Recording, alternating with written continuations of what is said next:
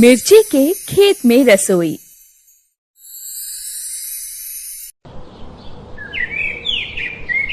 शांति मिर्च के खेतों के बीच बैठी हुई होती है और मिर्चियों को अपने खेतों से अलग कर रही होती है। तभी उसकी पड़ोसन कुंती उसके पास आती है और कहती है, क्या बात है शांति बहन, देख रही हूँ कुछ दिनों से तुम अपनी मिर्ची के खेत में बहुत अकेली और व्यस्त रहती हो। माना कि तुमने गांव छोड़ दिया, लेकिन इसका मतलब ये नहीं कि तुम अपने खेतों में इतनी व्यस्त रहो कि तुम्हें अपने आसपास का कुछ अता पता ही ना हो।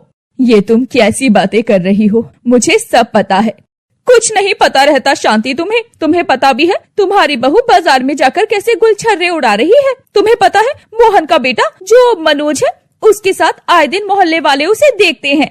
कुंती बहन, मैं अपनी बहू को बहुत अच्छे से जानती हूँ, इसलिए मुझे लोगों की बातों पर विश्वास नहीं है। लोग तो तब भी बोलते हैं जब इंसान कुछ अच्छा करता है, और लोग तो तभी बोलेंगे जब कुछ इंसान बड़ा करने वाला होता है।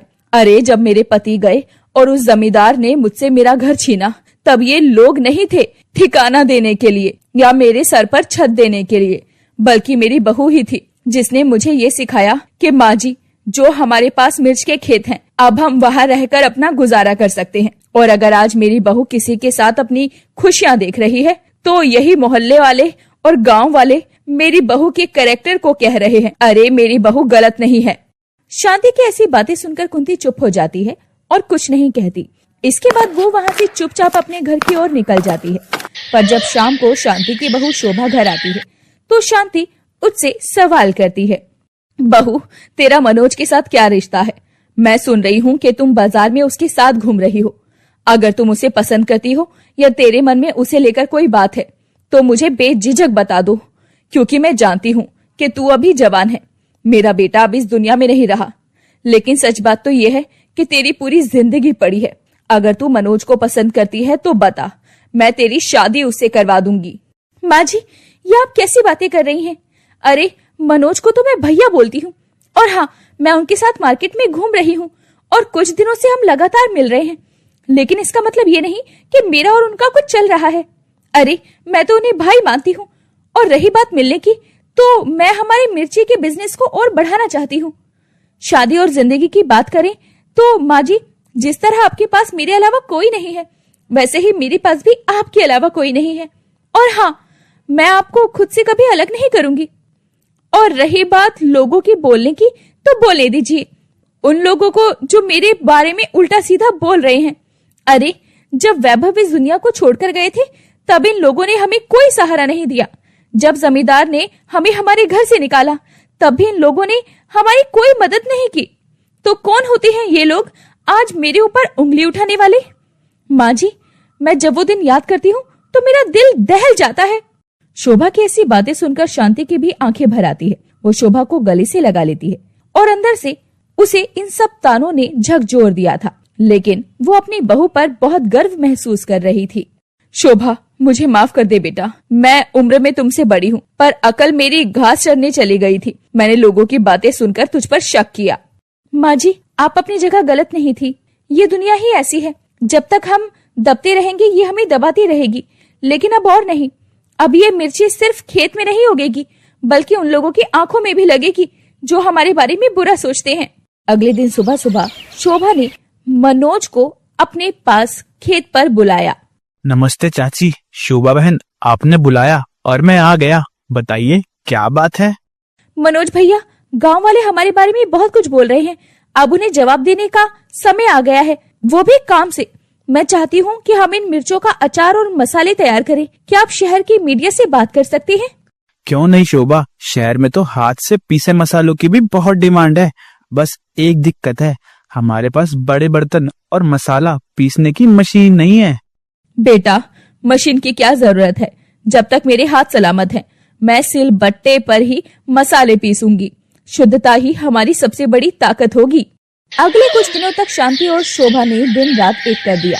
मिर्च के खेत के बीचों बीच उन्होंने एक छोटी सी झोपड़ी बनाई और उसे अपनी सीक्रेट रसोई का नाम दिया। सुबह से लेकर शाम तक मिर्च सुखाने, उन्हें कूटने और अचार बनाने का काम चलने लगा। ऐसे ही एक दिन कुंती वहाँ पर आ जाती है। और शांति, ये क्या कर रही हो?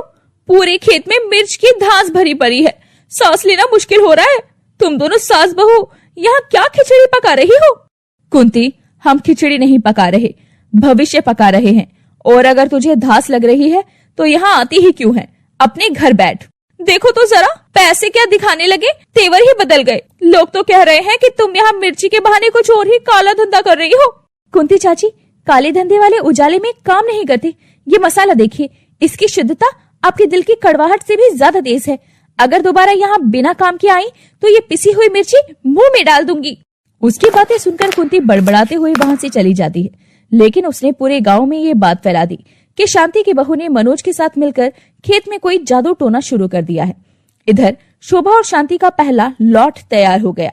मनोज ने और मसालों को शहर की एक बड़ी दुकान पर पहुंचाया और जब मनोज वापस आया तो वो शोभा और शांति से कहता है, शोभा बहन, कमाल हो गया। दुकानदार को मसाले इतने पसंद आए कि उसने हमें अगले महीने के लिए 50 किलो का ऑर्डर दे दिया। बेटा, ये तो चमत्कार है। माँ जी, ये सब तो बस शुरुआत है। अभी तो हमें उन लोगों को भी जवाब देना है जिन्होंने हमें बेघर किया था। और इस तरह धीरे धीरे उनका काम बढ़ने लगा। अब वो सिर्फ 2 लोग नहीं थे, गांव की कुछ गरीब औरतें भी उनका साथ देने के लिए उनके साथ जुड़ने लगी। शांति और शोभा ने उन औरतों को भी रोजगार दिया जिन्हें समाज ने ठुकरा दिया था। लेकिन उनकी तरक्की गांव के जमींदार को खटकने लगी। ऐसे ही एक दोपहर जमींदार अपने गुंडों के साथ खेत पर पहुंच गया। क्यों शांति, सुना बहुत बड़ा कारोबार चल रहा है यहाँ? भूल गई कि ये जमीन भी मेरी रहमो कर्मों पर चल रही है। जमींदार साहब, मेरा घर छीनकर आपका पेट नहीं भरा जो आप खेत पर नजर डाल रहे हैं। ये जमीन मेरे पति की निशानी है, इस पर आपका हक नहीं है। हक तो मैं बनाना जानता हूँ। कल से इस खेत का लगान चौगुना होगा, वरना अपनी ये झोपड़ी और ये मिर्च की रसोई समेट लो यहाँ से। लगान किस बात का? हम अपनी जमीन पर मेहनत कर रहे हैं। आप यहाँ से चले जाइए, वरना अच्छा नहीं होगा। पूरे गांव में ये बात आग की तरह फैल जाती है कि शोभा ने जमींदार से पंगा लिया है। गांव वाले डर गए कि अब जमींदार पूरे गांव को परेशान करेगा, वो भी सिर्फ और सिर्फ शोभा और उसकी सास की वजह से। अब शाम को गांव में पंचायत बैठाई जाती है और शांति, तुम्हारी बहू ने जो किया है उसकी सजा पूरे गांव को भुगतनी पड़ सकती है। जमींदार हमें पानी और बिजली बंद करने की धमकी दे रहा है। मैंने तो पहले ही कहा था, ये बहू इस गांव के लिए मनहूस है। पहले अपने पति को खा गई, फिर सास को खेत में ले गई और अब पूरे गांव की शामत आई। चुप रहो कुंती, जब जमींदार मेरा घर हड़प रहा था तब तुम सब कहाँ थे? तब किसी ने पंचायत नहीं बुलाई। आज मेरी बहू ने अपने हक के लिए आवाज उठाई तो तुम सबको डर लग रहा है। सरपंच जी, अब डरिए मत।